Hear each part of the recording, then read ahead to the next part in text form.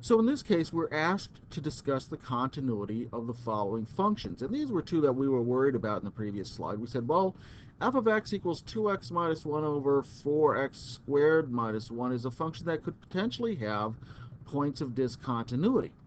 How do we know? Well, we'll rewrite the function here. Let's start by factoring, something we know how to do. F of x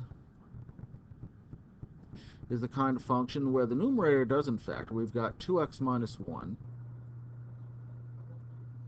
But the denominator of the function is the difference of two squares, and specifically it's the difference 2x plus 1 times 2x minus 1. And I'll ask you to verify that on your own.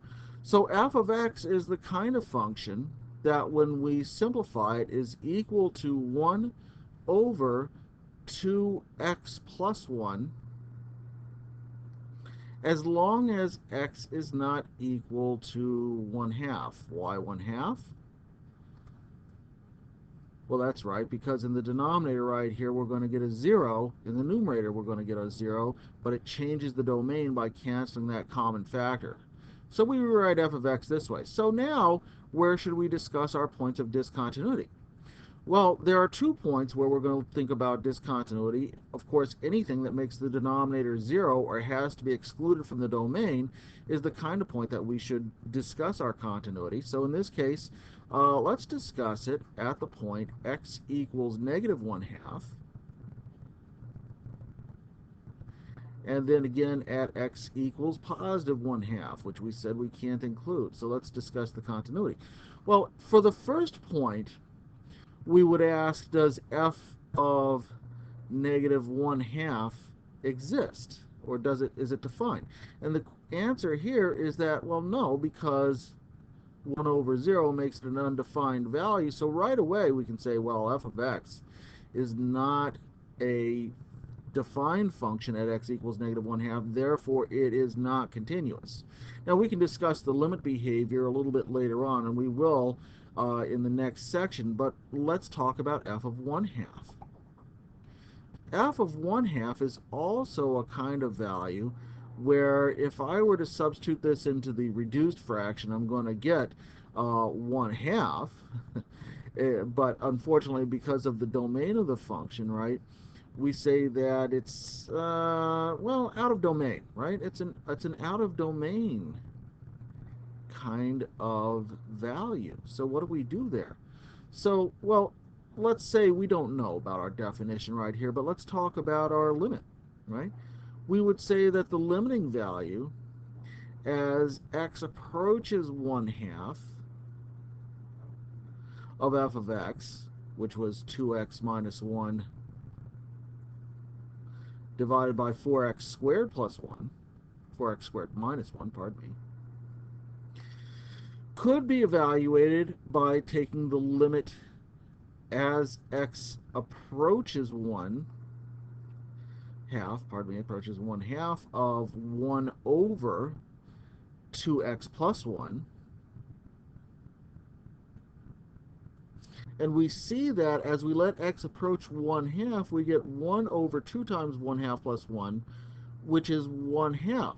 So the function sure acts like it's going to 1/2 as we go from the left to the right.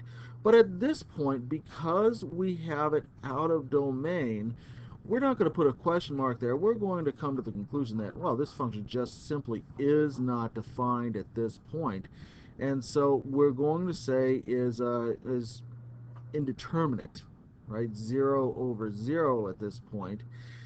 And at this point, so we can say it's out of the domain, and so it fails test number 3, which is to say that f of 1/2 is the kind of function, or f of x is the kind of function that is also not continuous at x equals 1/2, because it fails to meet condition number 3.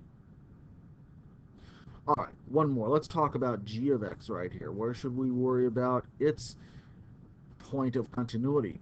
Well, there's really only one point for us to worry about here, and we find it in the right-hand column where we're looking at our condition for g of x. And our condition for g of x is at x equals 0. So we should definitely discuss what happens at x equals 0. Right?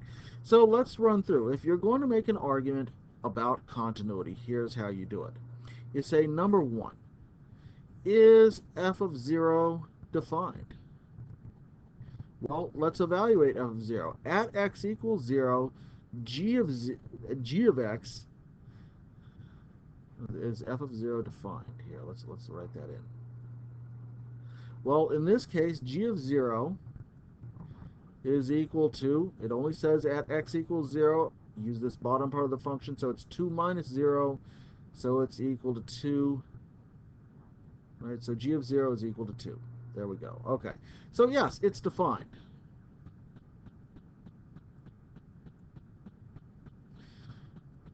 How about, is the limit as x approaches 2 of g of x defined? Or does it exist?